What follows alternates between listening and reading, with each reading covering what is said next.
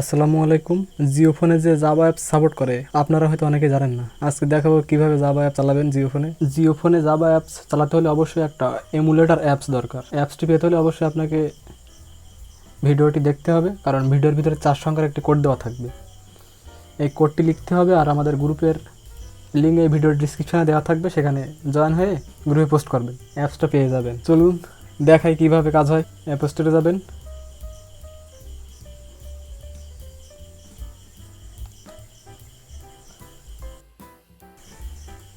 আমি যখন এই অ্যাপসটা আপনাকে দেব এই সোশ্যালের ভিতরে পাবেন।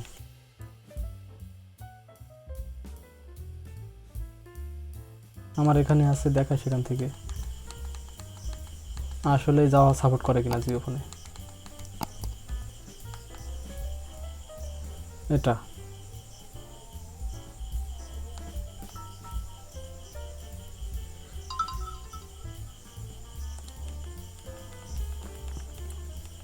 ইনস্টল হয়ে গেছে। ফাইল ম্যানেজারে যাই, দুইটা জাভা সফটওয়্যার আছে আমার কাছে। এই দেখেন শেষে JAR, এগুলো কিন্তু জাভা ওপেন হবে না এখান থেকে। দেখেন দুইটা আছেই। ব্যাক যাই,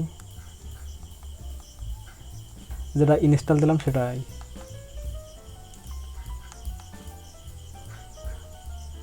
অ্যালো দেবেন। এই দেখেন যে দুইটা আগে দেখালাম ফাইল ম্যানেজারের ভিতরে, সেই দুইটা কিন্তু এই।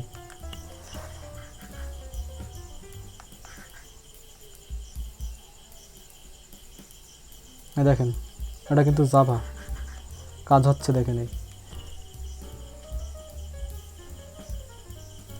এই দেখেন খুব সুন্দরভাবে কাজ করা যায়। এই এমুলেটর ব্যবহার করতে হলে অবশ্যই একটা সমস্যা ফেস করতে হয়।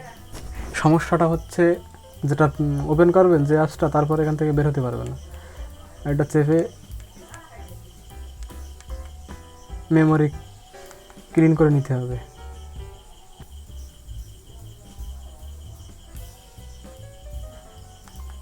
তারপরে আবার আপনাকে ওই অ্যাপসে যাওয়া লাগবে।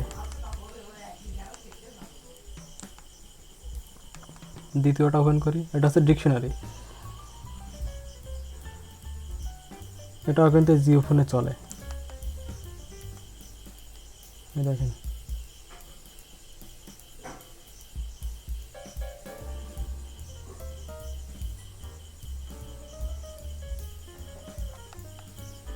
এটা কিন্তু জাভা অ্যাপস।